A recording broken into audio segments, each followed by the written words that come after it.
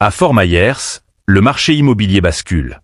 En un an, les annonces ont bondi de 65% et près d'une maison sur 3 à vue son prix réduit. Ce n'est pas la dynamique d'un marché en plein essor, mais bien les signes d'une bulle qui se vide de son air. Le plus troublant, c'est le timing. Historiquement, en Floride, les effondrements immobiliers arrivaient en même temps que les récessions nationales. Cette fois, Fort Myers plonge avant même que le chômage ne s'envole aux États-Unis. Un avertissement clair. Quand l'économie finira par se fissurer, certaines villes seront déjà englouties, et elles risquent d'entraîner les autres avec elles. Derrière cette crise, il y a une vérité brutale, les mathématiques de l'accessibilité. Parce qu'au fond, un marché immobilier ne repose pas sur des rêves, mais sur des chiffres. Revenus, taux d'intérêt, dette, ratio. Et aujourd'hui, ces chiffres sont impitoyables. En 2020, une famille moyenne pouvait acheter une maison à 300 000 $ avec un prêt à 3% pour environ 1500 $ par mois. En 2024, avec des taux proches de 7%, cette même famille n'a plus les moyens que d'une maison à 200 000 $ pour le même paiement. En clair, un tiers du pouvoir d'achat a disparu, uniquement à cause des taux. La Floride amplifie encore ce problème. Le revenu médian est de 67 000 $, mais le prix médian d'une maison atteint 415 000 $. C'est un ratio de 6,1, le double du niveau jugé soutenable.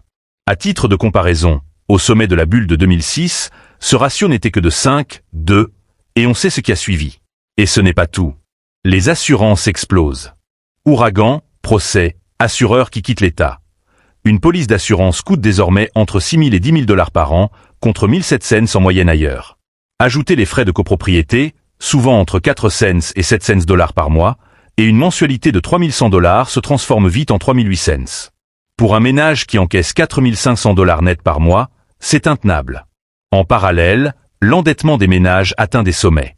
Les cartes de crédit pèsent plus de 1 300 milliards de $, avec des taux dépassant 21%.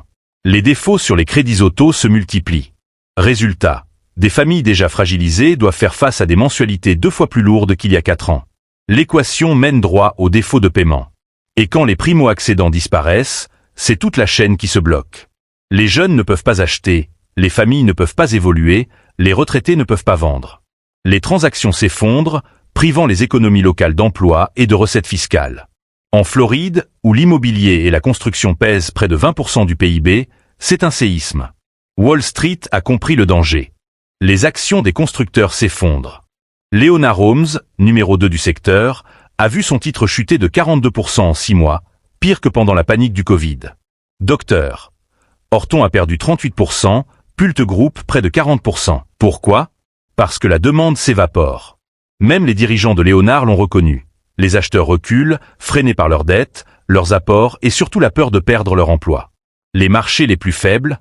Floride ET Texas. Les mêmes qui tiraient la croissance il y a 10 ans. Les promoteurs bradent désormais 25 000 $ pour faire baisser un taux, frais de clôture offerts, amélioration gratuite. Mais malgré tout, les stocks s'accumulent. Et les investisseurs savent comment cela finit. Quand les cadeaux ne suffisent plus, les prix s'effondrent. Mais ce n'est qu'une partie du problème. Car même avant la montée du chômage, un autre choc s'abat, la guerre commerciale. Début 2025, Washington a imposé 125% de droits de douane sur les importations chinoises. Résultat, le S&P 500 a perdu 19% en 3 mois, et certains prédisent une crise pire que 2008 si cela continue. Les conséquences? Des licenciements massifs. Jusqu'à 1,2 million d'emplois menacés la première année.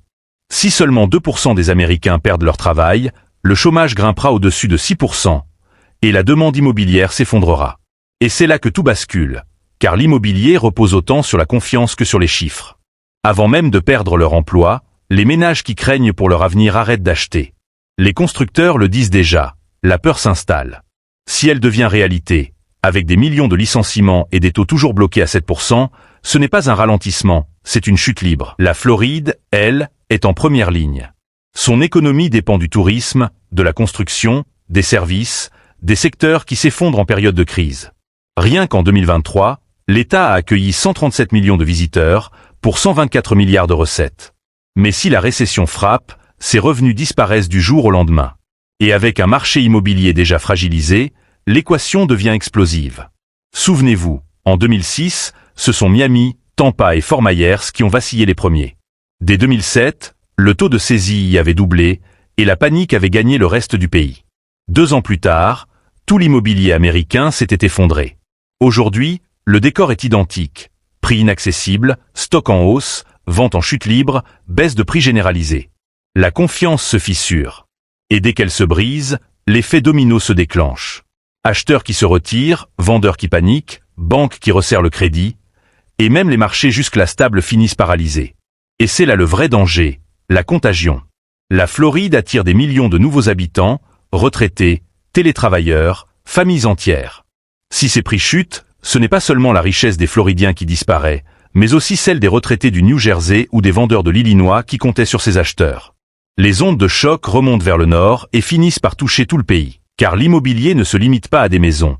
C'est un moteur de croissance, un pilier de confiance. Et si la Floride, le marché le plus chaud des 5 dernières années, s'effondre, alors personne n'est à l'abri.